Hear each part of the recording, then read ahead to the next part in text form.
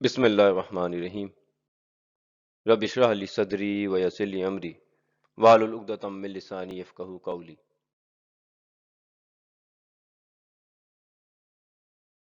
لیکن آپس کی اس کشمکش کی وجہ سے انڈیا کے اندر اتنا تصادم ہوا کہ انڈیا کبھی کوئی بڑی قوم بن نہیں پایا۔ لیکن وقت کے ساتھ ساتھ آرینز کا یہ ظلم دیکھ کر انہی بڑی ذاتوں میں سے یعنی شاتریہ میں سے دو لوگ ایسے آئے جنہوں نے پھر ان کے خلاف ایک پوری تحریک چلائی۔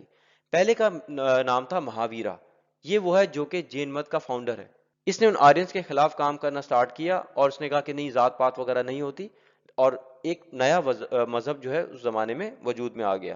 اس کے علاوہ ایک اور شاتریہ تھا جس کا نام ہے سدھارتھ گوتم، جس کو آپ گوتم بدھ کے نام سے جانتے ہیں۔ اس نے بھی برہمنوں کی، آرینز کی ظلمانہ جو ساری کاروائیاں تھیں اس سے دیکھ کے تنگ آ کر اس نے بھی ایک تحریک چلائی، اور بعد میں چونکہ انڈیا کے اندر بت پرستی اتنی زیادہ پھیلی ہوئی تھی تو لوگوں نے اس کا بھی بت بنا کر پوجنا شروع کر دیا۔ تو ان دور میں جین مت اور بدھ مت جو ہے دو نئے مذہب بن کر سامنے آئے۔ ایسے ہی چلتا رہا، پھر ایک انڈیا کا ایک بڑا بادشاہ آیا جس نے پورے انڈیا پر قبضہ کر لیا، اور اس کا نام ہے اشوکا۔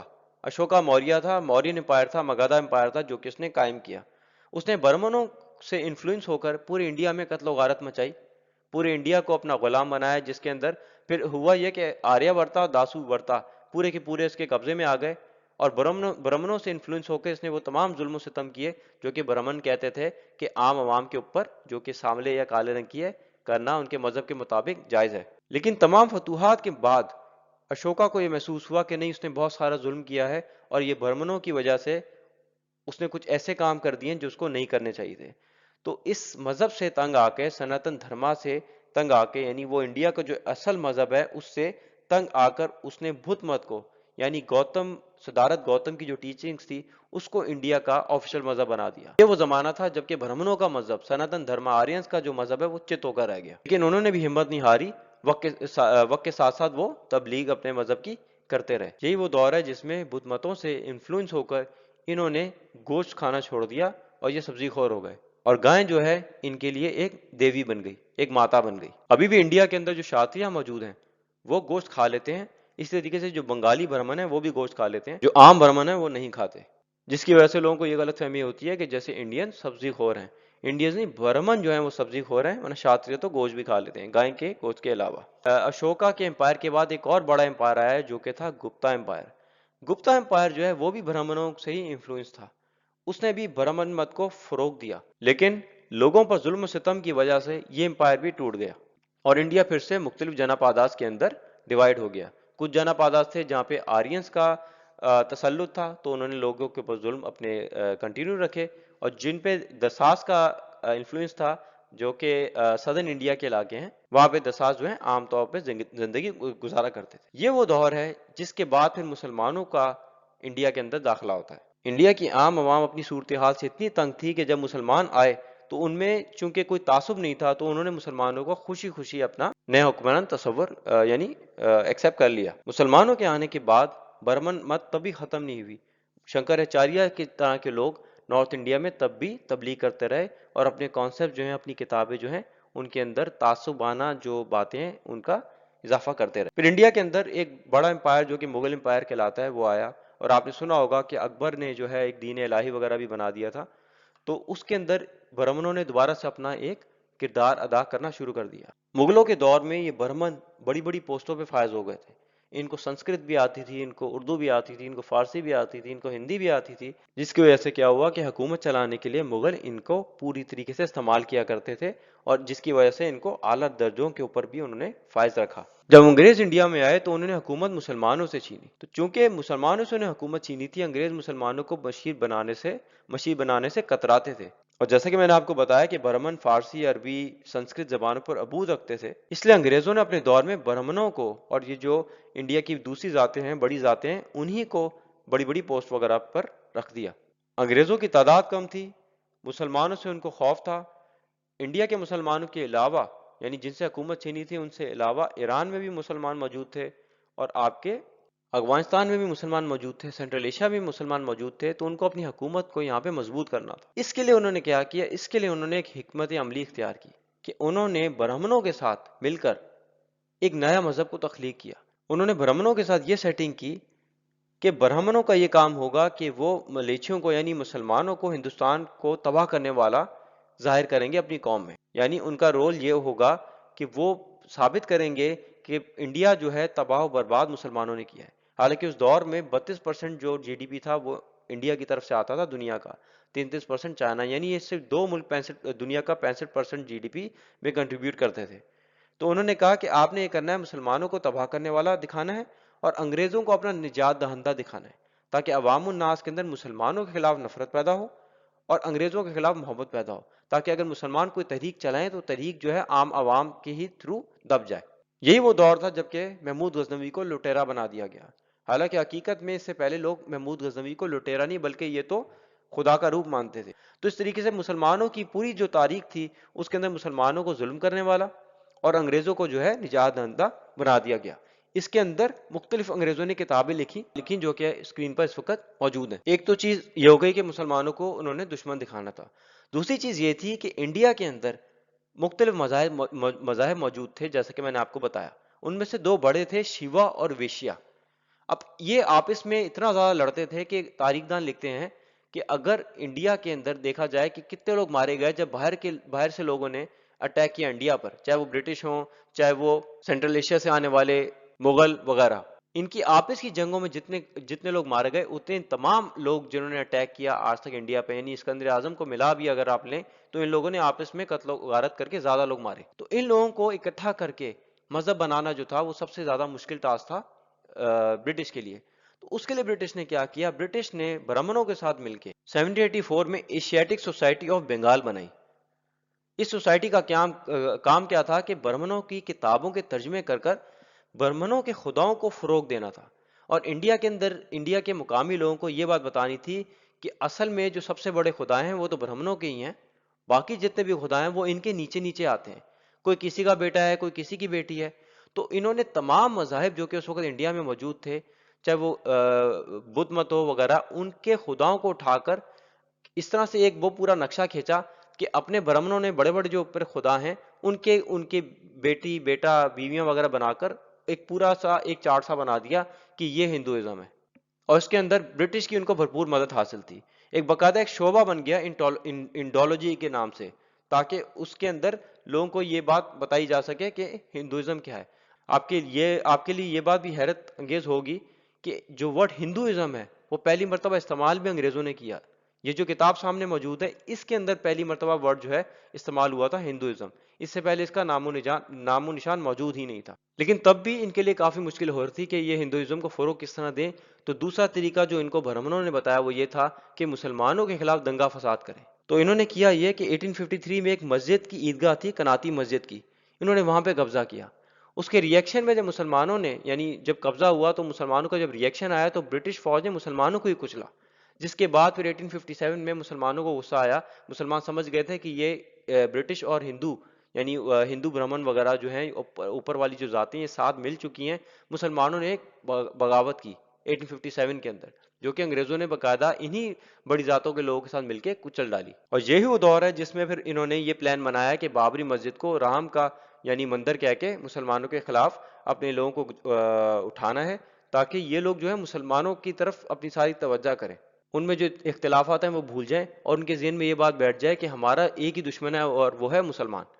اس سے کیا ہوگا کہ انڈیا کے اندر ہندوازم جو ہے اس کو فروغ ملے گا. اسی طریقے سے ہندوازم کو فروغ دینے کے لیے کرتے یہ تھے، جب سینسس کرتے تھے تو جب لوگوں سے مذہب پوچھتے تھے تو لوگوں سے پوچھتے تھے کہ مسلمان ہیں، کرسچن ہیں، ہندو ہیں یا ادر.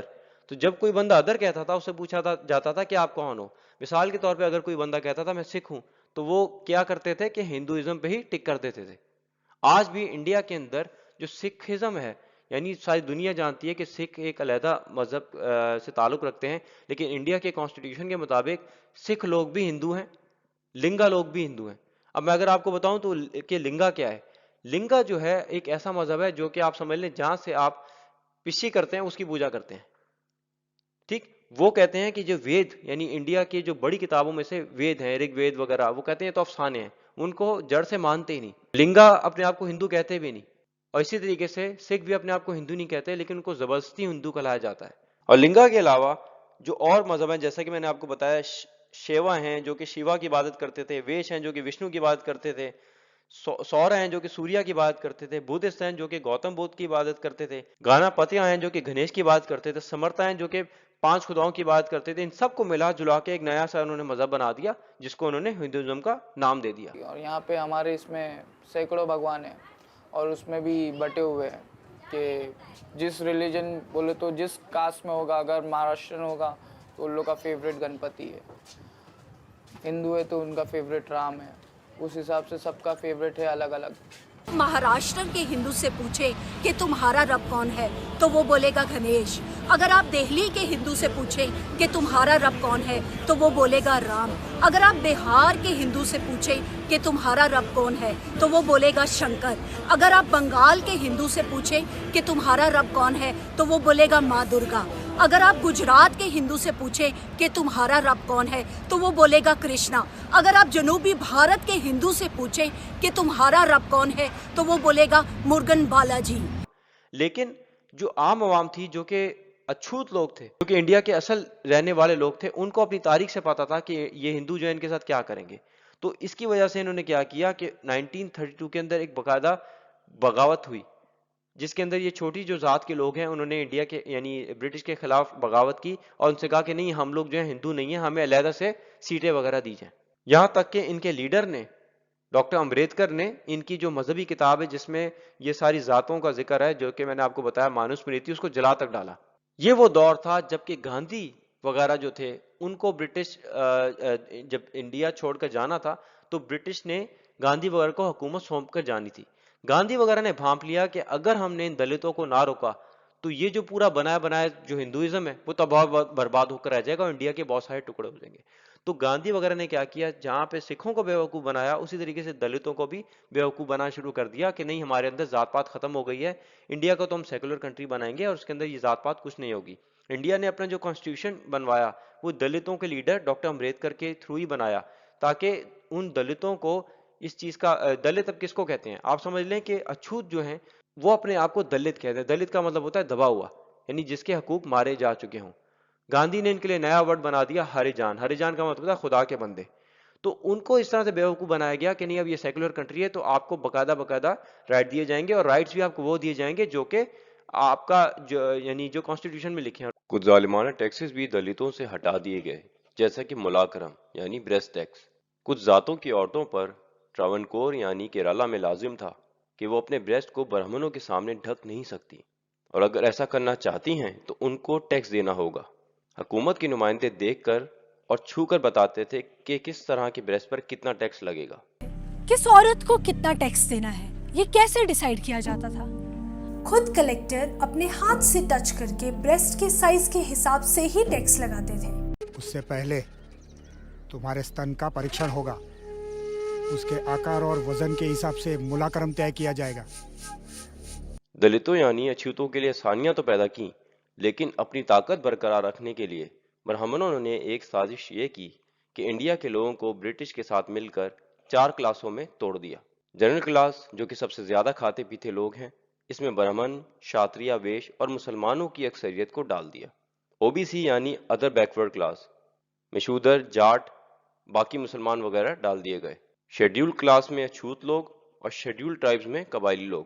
ان دونوں کلاسز کو شیڈیول اس لیے کہا جاتا ہے کیونکہ ان کا برٹش نے علیحدہ سے کوٹا رکھا ہوا تھا ان کی مالی امداد کے لیے.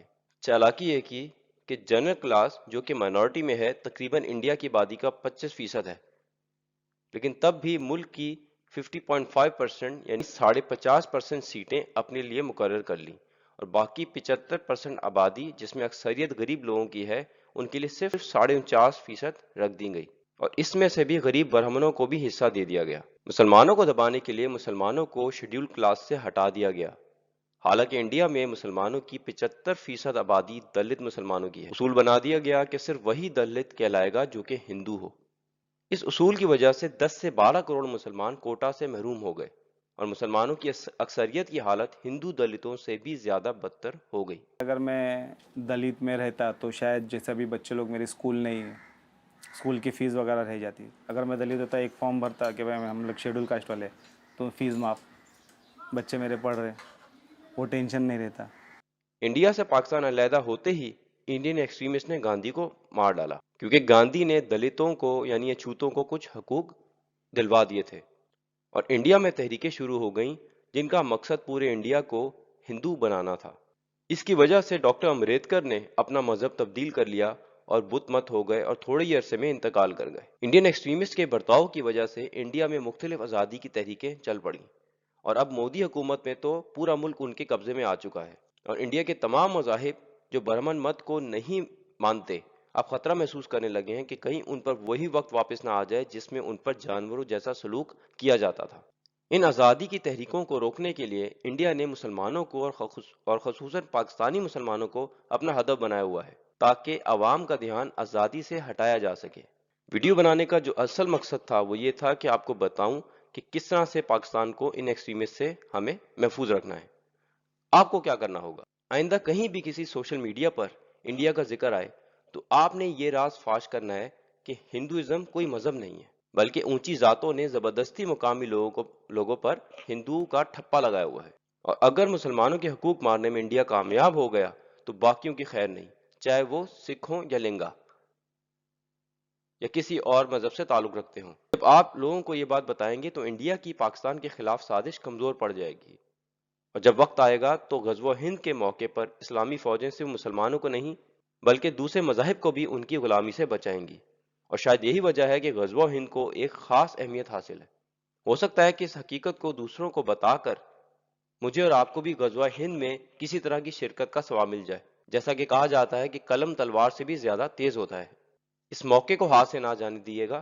آج کل سوشل میڈیا پر ویسے ہی انڈیا بہت زیادہ ڈسکس ہو رہا ہے، اس موقع کا بھرپور فائدہ اٹھائیں اور پاکستان کو، پاکستانی مسلمانوں کو، انڈین مسلمانوں کو اور انڈیا کے کمزور لوگوں کو ان ہندو ایکسٹریمسٹ کے چنگل سے بچائیں تاکہ دنیا میں سکون پیدا ہو سکے۔ اللہ تعالیٰ ہم سب کے علم میں اضافہ فرمائے۔ ربی زدنی علما۔ جزاک اللہ خیر۔